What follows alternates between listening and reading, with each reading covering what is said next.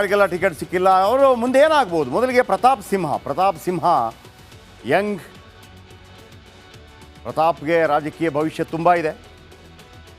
ಆದರೆ ಆರಂಭದಲ್ಲೇ ಎಡವಟ್ಟು ಮಾಡಿಕೊಳ್ಳುವಂಥ ಅಗತ್ಯ ಇರಲಿಲ್ಲ. ಇವತ್ತು ಕೆಲವು ಟೀಕೆಗಳನ್ನು ಮಹಾರಾಜರ ಬಗ್ಗೆ ಮಾಡಿದ್ದು ಅದು ಇಷ್ಟಪಡಲಿಕ್ಕಿಲ್ಲ.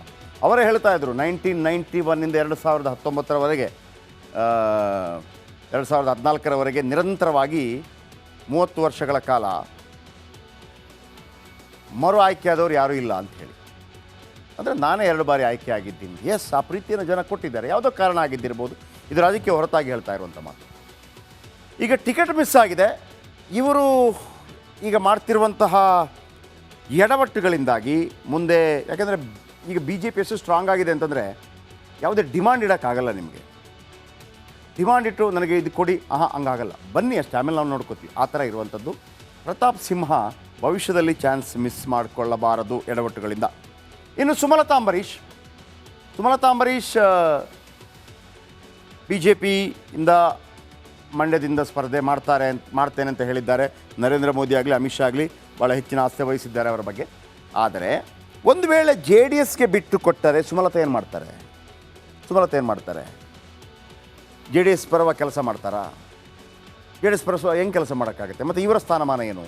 ಅವರಿಗೆ ಬೇರೆ ಕಡೆ ಕೊಡ್ತೇನೆ ಅಂತ ಹೇಳುವಾಗ ಅವರು ರೆಡಿ ಇಲ್ಲ. ಮಂಡ್ಯ JDSಗೆ ಆದರೆ ಸುಮಲತಾ ಕತೆ ಏನು? ಆದರೆ ಅವರು ಇಂಡಿಪೆಂಡೆಂಟ್ ಆಗಿ ಅಥವಾ ಬಂಡಾಯ ಅಥವಾ ಬೇರೆ ಪಕ್ಷಕ್ಕೆ ಹೋಗದೇ ಇದ್ದರೆ ಬಹುಶಃ ಭವಿಷ್ಯದಲ್ಲಿ BJPಯಲ್ಲಿ ದೊಡ್ಡ ಸ್ಥಾನಮಾನ ಖಂಡಿತವಾಗಲೂ ಸಿಗ್ಬೋದು. ಯಾಕಂದರೆ ಆ ಭಾಗದಲ್ಲಿ ಗೌಡ್ತಿಯೊಬ್ಬರು ಬೇಕಾಗಿದೆ. ಇನ್ನು ಕಾಂತೇಶ್ ಈಶ್ವರಪ್ಪನವರ ಮಗನಿಗೆ ಟಿಕೆಟ್ ಕೊಡಿಸಲು ಹೆಣಗಾಡ್ತಿದ್ದಾರೆ ಈಶ್ವರಪ್ಪ. ಆದರೂ ಕಾಂತೇಶ್ಗೆ ಟಿಕೆಟ್ ಸಿಗೋದು ಇನ್ನೂ ಕೂಡ ಡೌಟ್ ಇದೆ. ಹಾವೇರಿಯಿಂದ ಬೊಮ್ಮಾಯಿ ಇದ್ದಾರೆ, BC ಪಾಟೀಲ್ ಇದ್ದಾರೆ, ಅವರಾದ ನಂತರ ಇವನ್ ಜಗದೀಶ್ ಶೆಟ್ಟರ್ ಇದ್ದಾರೆ, ಅವರಾದ ನಂತರ ಸಾಧ್ಯ ಇಲ್ಲ. ಆದರೆ ಈ ಸಂದರ್ಭದಲ್ಲಿ ಈಶ್ವರಪ್ಪ ಯಾವ ನಿರ್ಧಾರ ಕೈಗೊಳ್ತಾರೆ ಗೊತ್ತಿಲ್ಲ. ಕಳೆದ ಬಾರಿ ಅವರಿಗೆ ಶಿವಮೊಗ್ಗ ಟಿಕೆಟ್ ಮಿಸ್ ಆಯಿತು. ಅವರದೇ ಶಿಷ್ಯನಿಗೆ ಅಲ್ಲಿ ಟಿಕೆಟ್ ಕೊಟ್ಟರು. ಅದನ್ನು ಸಂಭಾಳಿಸಿಕೊಂಡ್ರು, ಪಕ್ಷದ ಪರವಾಗಿ ಬ್ಯಾಟಿಂಗ್ ಮಾಡಿದರು, ಮಾಡ್ತಾನೇ ಇದ್ದಾರೆ. ಕಾಂತೇಶ್ಗೊಂದು ಟಿಕೆಟ್ ಕೊಡ್ಸೋಕ್ಕಾಗ್ತಾಯಿಲ್ಲ ಅವರು. ಈಗೇನು ಮಾಡ್ತಾರೆ? ಇನ್ನು ನಳಿನ್ ಕುಮಾರ್ ಕಟೀಲ್ ದಕ್ಷಿಣ ಕನ್ನಡದಲ್ಲಿ ಅದೇನೋ ಗೊತ್ತಿಲ್ಲ, ಕಟೀಲ್ ವಿರೋಧಿ ಅಲೆ ಜೋರಾಗ್ಬಿಡ್ತು. ಬೇಡ, ಚೇಂಜ್ ಮಾಡಿ ಅಂಥೇಳಿ. ಮೋದಿ ಯಾರಿದ್ರೂ ಆಗಲ್ಲ ಅಂಥೇಳಿ. ಮತ್ತೊಂದು ಕಡೆ ಅಲ್ಲಿ ಸತ್ಯಜಿತ್ ಸುರತ್ಕಲ್ಲು ಅವರು ರೆಬೆಲ್ ಆಗಿದ್ದಾರೆ. ಆಮೇಲೆ ಪುತ್ತಿಲ ಅವರು ರೆಬೆಲ್ ಆಗಿದ್ದಾರೆ. ಹೊಸ ಅಭ್ಯರ್ಥಿಗೆ ಮಣೆ ಹಾಕೋದು ಬಹುತೇಕ ಫಿಕ್ಸ್ ಆಗಿದೆ.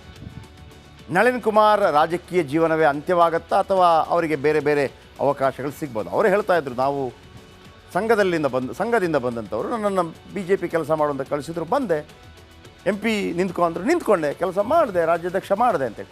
ಆ ಒಂದು ಮೈಂಡ್ ಸೆಟ್ ಇದೆ ಅವರಿಗೆ. ಅಂದರೆ ಏನು ನನಗೇನು ಸಿಕ್ಕಿ ಅಂಥ ಮೈಂಡ್ ಸೆಟ್ ನಳಿನ್ ಕುಮಾರ್ ಕಟೀಲ್ ಅವರಲ್ಲಿ ಕಾಣ್ತಾ ಇಲ್ಲ. ಸೊ ಹಾಗಂದರೆ ಅಯ್ಯೋ ಎಲ್ಲ ಕಳೆದೋಗ್ಬಿಡ್ತಲ್ಲ, ರೋದನೆ ಅಂತೂ ಮಾಡಿಲ್ಲ ಅವರು. ಇನ್ನು ಕರಡಿ ಸಂಗಣ್ಣ 9 BJPಯ ಲಿಂಗಾಯತ MPಗಳ ಪೈಕಿ ಪಂಚಮಸಾಲಿ ಲಿಂಗಾಯತ. ಕರಡಿ ಸಂಗಣ್ಣಗೆ ಈ ಬಾರಿ ಕೂಡ ಟಿಕೆಟ್ ಅನುಮಾನ ಇದೆ. ಕರಡಿ ಸಂಗಣ್ಣ ಕಾಂಗ್ರೆಸ್ ಗೊತ್ತಿದೆ. ಕರಡಿ ಸಂಗಣ್ಣ ಕಾಂಗ್ರೆಸ್ನಿಂದಲೂ ಕೂಡ MP ಆದವರು. ಹಾಗಾಗಿ ಕರಡಿ ಸಂಗಣ್ಣ ವಾಪಸ್ ಕಾಂಗ್ರೆಸ್ಗೆ ಹೋಗಿ ಅಲ್ಲಿಂದ ಸ್ಪರ್ಧೆ ಮಾಡ್ತಾರಾ? ಅದು ಕೂಡ ಟಿಕೆಟ್ ಸಿಗದಿದ್ದರೆ ಸಂಗಣ್ಣ ಕೈ ಹಿಡಿದ್ರು ಅಚ್ಚರಿ ಇಲ್ಲ, ಕಾದು ಕುಳಿತಿದ್ದಾರೆ ಕಾಂಗ್ರೆಸ್ನವರು. ಇನ್ನು ಅಣ್ಣಾ ಸಾಹೇಬ್ ಜೊಲ್ಲೆ ಶಶಿಕಲಾ ಜೊಲ್ಲೆ ಒಂದೇ ಕುಟುಂಬಕ್ಕೆ ಒಂದೇ ಟಿಕೆಟ್ ಎಂಬ ಲೆಕ್ಕಾಚಾರ ಇದ್ದರೆ ಅಣ್ಣಾ ಸಾಹೇಬ್ ಜೊಲ್ಲೆಗೆ ಟಿಕೆಟ್ ಸಿಗಲಿಕ್ಕಿಲ್ಲ. ಆದರೆ ಅಣ್ಣಾ ಸಾಹೇಬ್ ಜೊಲ್ಲೆಯನ್ನು ಯಾಕೆ ಟಿಕೆಟ್ ಕೊಡಬಾರ್ದು ಅಂತ ಪ್ರಶ್ನೆ ಮಾಡಿದಾಗ, ಕೊಡೋದು ಬೇಡ ಅಂತ ಪ್ರಶ್ನೆ ಮಾಡಿದಾಗ ಏನು ಸಿಗ್ತಾ ಇಲ್ಲ. ಹಾಗಾಗಿ ಒಂದು ವೇಳೆ ಮಿಸ್ ಆದರೆ ರಮೇಶ್ ಕತ್ತಿಗೆ ಸಿಗ್ಬೋದು, ಮಿಸ್ ಆಗಿಲ್ಲ ಅಂತಂದರೆ ಅಣ್ಣಾ ಸಾಹೇಬ್ ಜೊಲ್ಲೆನೇ ಮುಂದುವರಿಯಬಹುದು. ಇನ್ನು ಅನಂತಕುಮಾರ್ ಹೆಗಡೆ MP ಹೊರತಾಗಿ ಬೇರೆ ಏನು ಮಾಡಬಲ್ಲರು? MP ಆಗಿ ಏನು ಮಾಡಿಲ್ಲ. ಓಕೆ, ಟಿಕೆಟ್ ಸಿಗದಿದ್ದರೆ ಹೆಗಡೆ ರಾಜಕೀಯದಲ್ಲಿ ಮುಂದುವರಿತಾರಾ? ಬೇರೆ ಪಕ್ಷಕ್ಕೆ ಯಾವತ್ತೂ ಅವರು ಹೋಗೋದಕ್ಕೆ ಸಾಧ್ಯ ಇಲ್ಲ. ಪಕ್ಷಕ್ಕಾಗಿ ದುಡಿಯಬಹುದೇನೋ, ಸಂಘ ಹೇಳ್ಕೊಂಡಂಗೆ, ಪಕ್ಷ ಹೇಳ್ಕೊಂಡಂಗೆ ಕೇಳ್ತೇನೆ ಅವರು. ಅದು ಸಂಘದ ವಿರುದ್ಧ, ಪಕ್ಷದ ವಿರುದ್ಧ ಅವರು ಹೋಗೋದಿಲ್ಲ. ಆದರೆ ಈ ಬಾರಿಯಷ್ಟು ಅವರು ಫ್ರಸ್ಟ್ರೇಟೆಡ್ ಆಗಿ ಟ್ರೈ ಮಾಡ್ತಾ ಇರೋದು.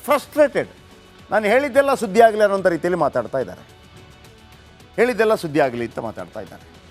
ಆದರೆ ಅಲ್ಲಿಯ ಜನ ಇಲ್ಲಿ ತನಕ ಒಂದು ಸೂಪರ್ ಸ್ಪೆಷಾಲಿಟಿ ಆಸ್ಪತ್ರೆ ಬಗ್ಗೆ ಕೇಳ್ತಾರೆ, ಉಳಿದವರನ್ನೆಲ್ಲ ಕೇಳ್ತಾರೆ, ನಮ್ಮನ್ನು ಕೇಳ್ತಾರೆ, ನೀವು ಮಾಡಿ ಅದ್ರ ಬಗ್ಗೆ ಒಂದು ಕಾರ್ಯಕ್ರಮ ಮಾಡಿ ಅಂತೇಳಿ. ಇವರನ್ನು ಕೇಳೋದೇ ಇಲ್ಲ, ಇವರು ಮಾಡಿಕೊಟ್ಟೂ ಇಲ್ಲ. ಇನ್ನು ಮಂಗಳ ಅಂಗಡಿ, ಬೆಳಗಾವಿಯಲ್ಲಿ ಬೇರೆ ಅಭ್ಯರ್ಥಿಗೆ ಮನೆ ನಿರೀಕ್ಷೆ, ಹೊಸಬರಿಗೆ ಟಿಕೆಟ್ ಕೊಟ್ಟರೆ ಅಂಗಡಿ ಕತೆ ಏನು, ಅಂದರೆ ಅಂಗಡಿ ಫ್ಯಾಮಿಲಿ ಕತೆ ಏನು. ಒಂದು ವೇಳೆ ಜಗದೀಶ್ ಶೆಟ್ಟರ್ ಅವರಿಗೆ ಕೊಟ್ಟರೆ ಅವರು ಬೀಗರು ಮ್ಯಾನೇಜ್ ಆಗಿಬಿಡುತ್ತೆ, ಮಗ ಸೊಸೆ ಹಿಂಗೆಲ್ಲ ಆಗಿಬಿಡುತ್ತದೆ. ಸೊ ಹಾಗಾಗಿ ಮಂಗಳ ಅಂಗಡಿಯು ಕೂಡ ಒಂದು ರೀತಿಯಲ್ಲಿ ನೇಪಥ್ಯಕ್ಕೆ ಸರಿದಾಗಿ ರಾಜಕೀಯ ನಿವೃತ್ತಿ ಆದಂಗೆ. ಇನ್ನು ಬನ್ನಿ, ಇದೆಲ್ಲ ಆಯ್ತಲ್ಲ, ಇದೆಲ್ಲ ಆದ ನಂತರ ಕಾಂಗ್ರೆಸ್ ಏನು ಮಾಡ್ತಾ ಇದೆ.